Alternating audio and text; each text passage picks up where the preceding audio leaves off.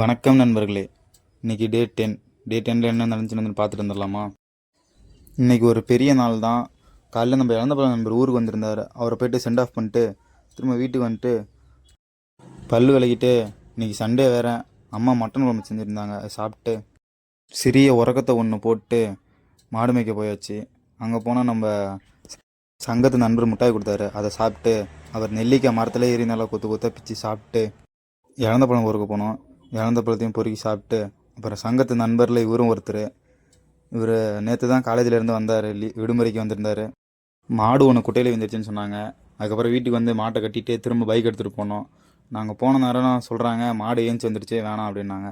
அப்புறம் திரும்ப காடி எடுத்துகிட்டு டீ குடிக்கலான்ட்டு போனோம். போகிற வழியில் கையெல்லாம் சேராக இருந்துச்சு. அடிப்பம்பில் கை காலெலாம் கழுவிட்டு டீ குடிக்கலான்னு போனோம். அப்புறம் ஆளுக்கு ஒரு பூஸ்ட் ஒன்று குடிச்சிட்டு வெண்ணிலா ஐஸ்கிரீம் ஒன்று வாங்கி சாப்பிட்டோம். இந்த ஐஸ்கிரீம்னால தான் இப்போ பிரச்சனை ஆகிடுச்சு. உடம்பு சரியில்லை, பேச முடியல. தோழி ஒருத்தவங்களுக்கு உடம்பு சரியில்லை. அவங்கள பார்த்து பார்த்து சிரிச்சிட்டு இருந்தேன். அவங்க தான் சாப்பிட விட்டாங்கன்னு நினைக்கிறேன். சாப்பிட விட்டுருந்தா வாபஸ் வாங்கிடுங்க. என்னாலாம் உடம்பு சரியில்லாமல் தாங்க முடியாது. அப்புறம் போய்ட்டு சமோசா சாப்பிட்டோம். சமோசா சாப்பிட்டு தட்டுவடை சாப்பிட்டு ஏன் தூக்கி வைக்கணுன்னாங்க. அப்புறம் கயிறு எடுத்துகிட்டு கிட்டு மேலே போயிட்டு அங்கேயே 11 மணி வரை ஆச்சு. வேலை முடிச்சுட்டு பார்க்குறதுக்கு சின்ன ஏனியாக இருக்குது, ஆனால் ஏறும்போது தான் தெரியுது அவ்வளோ கஷ்டமாக இருக்குது. வேலையெல்லாம் முடிச்சுட்டு வீட்டுக்கு வந்துட்டு சாப்பிட்டு தூங்கிட்டேன். Tata bye bye.